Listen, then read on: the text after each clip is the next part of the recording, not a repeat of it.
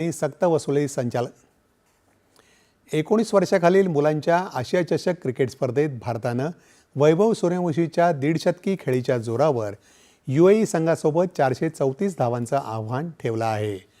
Dubai इथं सुरू असलेल्या सामन्यात UAEनं नाणेफेक जिंकून भारताला प्रथम फलंदाजीसाठी निमंत्रित केलं।